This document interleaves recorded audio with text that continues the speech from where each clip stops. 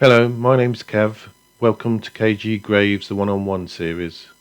Please like, subscribe, and hit the bell for more content like this. A big thank you to all of you who are already subscribed.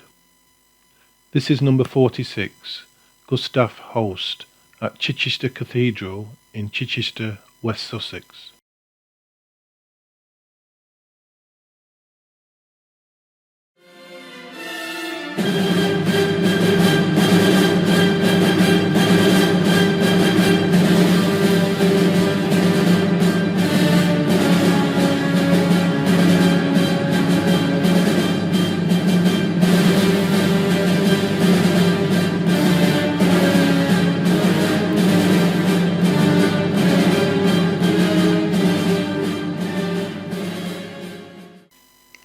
Gustav Theodor Holst, born Gustavus Theodor von Holst, was born on the 21st of September 1874 in Cheltenham, Gloucester.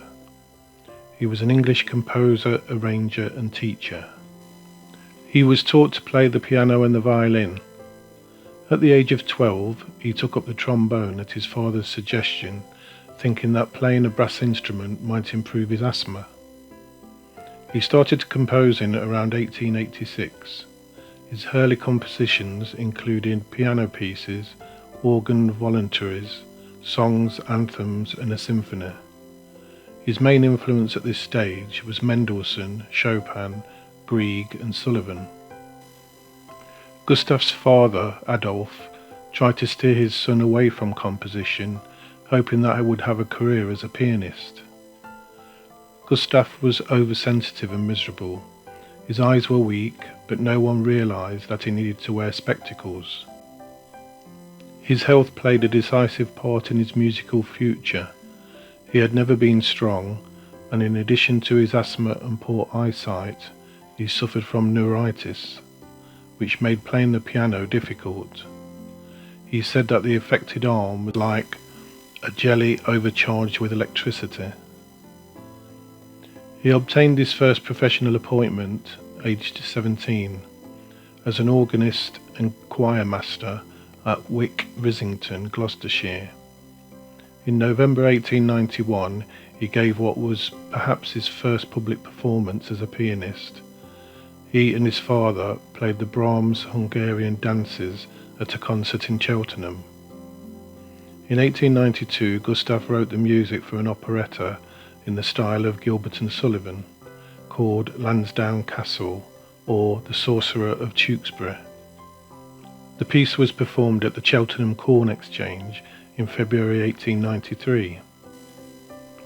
Gustav applied for a scholarship at the Royal College of Music, RCM, in London, but the composition scholarship for that year was won by Samuel Coleridge Taylor. However, he was accepted as a non-scholarship student, and Adolf borrowed £100 to cover the first year's expenses. He left Cheltenham for London in May 1893. 2 years later, he was finally granted a scholarship. To support himself during his studies, Gustav played the trombone professionally at seaside resorts in the summer and in London theatres in the winter. He secured an occasional engagement in symphony concerts, playing in 1897 under the baton of Richard Strauss at the Queen's Hall. In 1895, shortly after celebrating his 21st birthday, Gustav met Ralph Vaughan Williams, who became a lifelong friend and had more influence on his music than anybody else. He was invited to conduct the Hammersmith Socialist Choir, teaching them madrigals by Thomas Morley, choruses by Purcell, and works by Mozart, Wagner and himself. One of his choristers was Emily Isabel Harrison, a beautiful soprano 2 years his junior.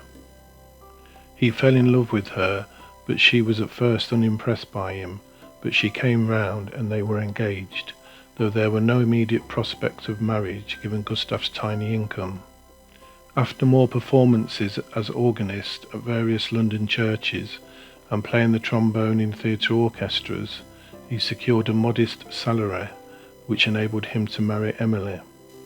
The ceremony was at Fulham Registry Office on the 22nd of June 1901. Their marriage lasted until his death, and they had one child, Imogen, born in 1907. Her grave will be covered in a later video. In 1903, his father Adolf died. Gustav and his wife decided they needed a holiday and went to Germany.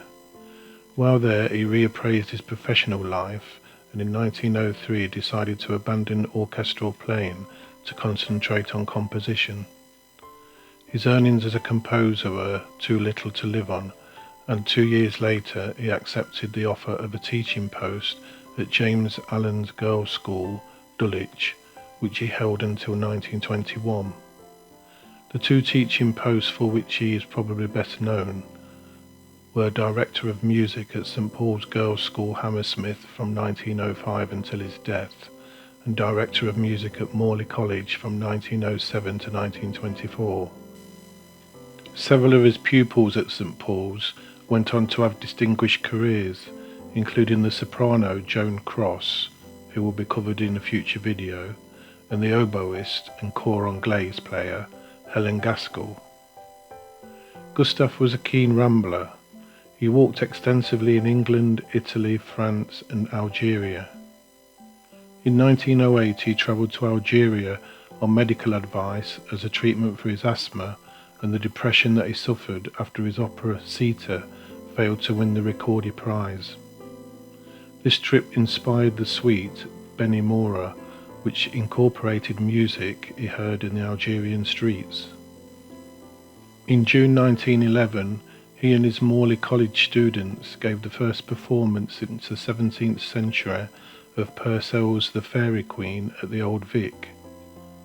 The Times praised him and his forces for a most interesting and artistic performance of this very important work. After this success, Gustav was disappointed the following year by the lukewarm reception of his choral work, The Cloud Messenger. He again went travelling, and during his holiday, Clifford Bax introduced him to astrology, an interest that later inspired his most famous suite, The Planets. At the outbreak of the First World War, Gustav tried to enlist but was rejected as unfit for military service. He felt frustrated that he could not contribute to the war effort. His wife became a volunteer ambulance driver, and his friend, Ralph Vaughan Williams, went on active service to France, as did Gustav's brother Emil. He continued to teach and compose and worked on The Planets, and prepared his chamber opera, Savitri, for performance. It was first given in December 1916 by students at the London School of Opera at the Wellington Hall in St John's Wood. In 1918, as the war neared its end, he finally had the prospect of a job that offered him the chance to serve.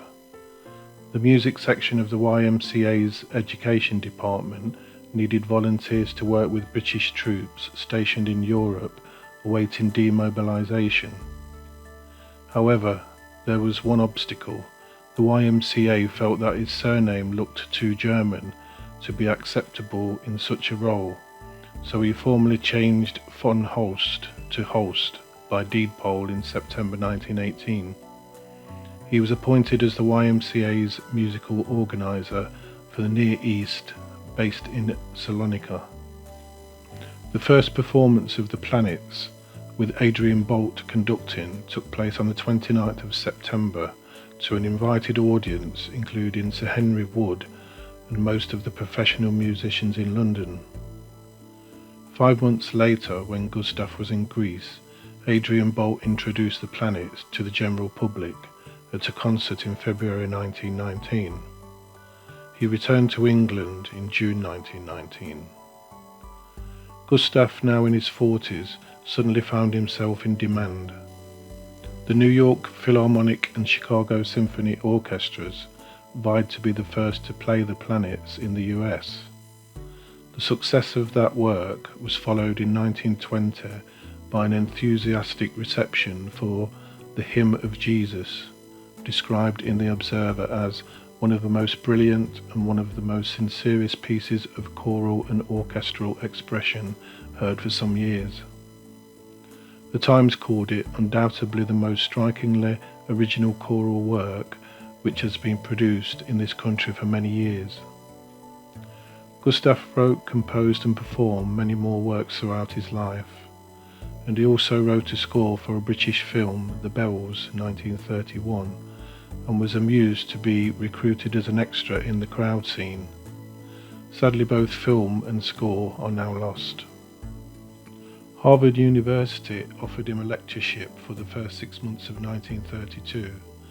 Arriving via New York, he was pleased to be reunited with his brother Emil, whose acting career under the name of Ernest Cosart had taken him to Broadway, but Gustav was dismayed by the continual attentions of press interviewers and photographers. He enjoyed his time at Harvard, but was taken ill while there. A duodenal ulcer prostrated him for some weeks. He returned to England, joined briefly by his brother for a holiday together in the Cotswolds. His health declined, and he withdrew further from musical activities. One of his last efforts was to guide the young players of the St. Paul's Girls' School Orchestra through one of his final compositions, the Brook Green Suite, in March 1934. Gustav died in London on the 25th of May 1934 at the age of 59 of heart failure following an operation on his ulcer. His ashes were interred at Chichester Cathedral in Sussex, close to the memorial to Thomas Wilkes, his favourite Tudor composer. Bishop George Bell gave the memorial oration at the funeral, and Ralph Vaughan Williams conducted music by Gustav and himself. 2 blue plaques were placed at the house in 10 The Terrace, Barnes, London, where he lived between 1908 and 1913, and at St. Paul's Girls' School in Brook Green, London. Let's see where his grave is located.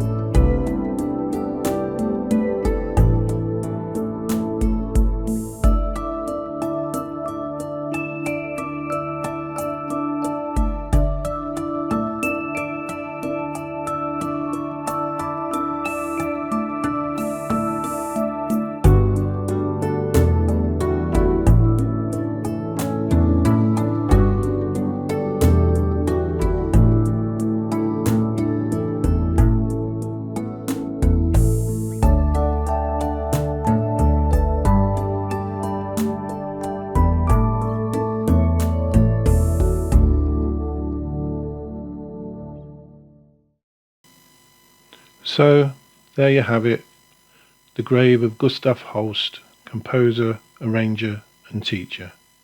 If you have enjoyed watching this video, then please like, subscribe and hit the bell for more content like this. Thank you for watching, see you on the next one.